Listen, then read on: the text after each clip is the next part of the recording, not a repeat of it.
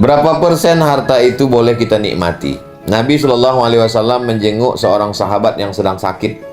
Kebetulan anak perempuannya cuma satu, dan mantunya suami si perempuan itu orang berada.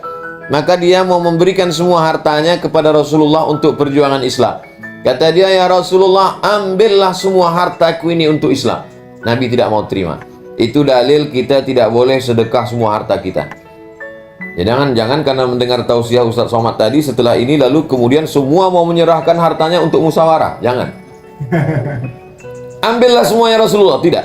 Kalau engkau tidak mau terima asyatru, ambillah setengahnya, 50%. Rasul pun tidak mau terima. Kalau engkau tidak juga mau terima as-sulusu, kalau begitu sepertiga ya Rasulullah. Lalu kata Rasul, as-sulusu katsir. Sepertiga itu pun sebenarnya banyak, tapi boleh. Itulah maka batasan wasiat hanya sah sepertiga. Jadi kalau ada orang terbaring di ruang ICU mau meninggal dunia, dia tuliskan wasiat. Aku wasiatkan semua hartaku untuk musyawarah. Setelah itu dia pun meninggal dunia. Maka hartanya semua misalnya 10 miliar. Maka yang jatuh ke musyawarah hanya 3 miliar 333 juta. Yang 6 miliar 666 juta tetap dibagikan kepada ahli waris. Nah, ini tentang harta. Jadi ada yang zakat sudah ada jelas 2,5%. Kalau emas 2,5%. Kalau tabungan 2,5%. Kenapa tabungan sama dengan emas? Karena zaman dulu mata uang adalah emas dan yang ditabung itu adalah emas. Itulah maka rupiah, dolar, euro yang kita simpan zakatnya setelah 1 haul setahun 2,5%.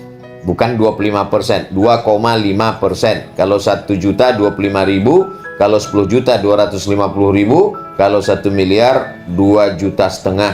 Mudah-mudahan kalau 100 juta 2,5 juta, kalau 1 miliar 25 juta.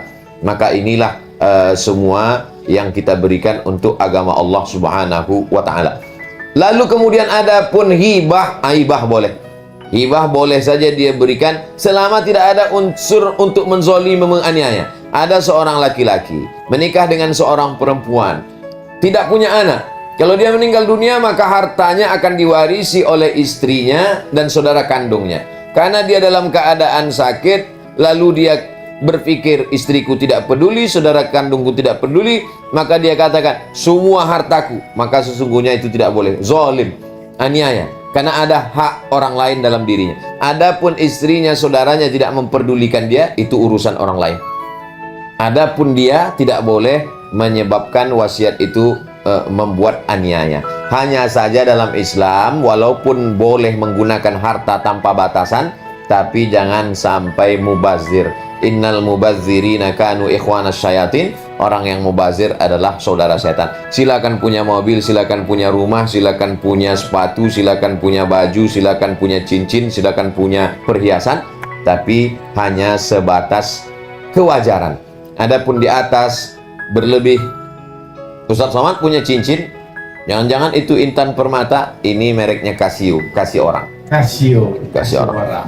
Kenapa Ustaz tidak beli cincin mahal? Saya suka batu cincin. Tapi begitu saya lihat di mall harganya 50 juta, pas mau saya beli, ini kalau saya beli sementara bisa untuk 50 juta itu insya Allah 50 anak yatim bisa untuk makan beras anak yatim. Jadi kita berpikirnya ke sana. Jadi musyawarah, bedanya sebelum masuk musyawarah, setelah dengan masuk musyawarah. Sebelum masuk musyawarah dia bebas saja, tapi setelah masuk musyawarah dia berpikir, kira-kira ini berapa anak yatim, berapa fakir miskin. Berpikirnya ke sana.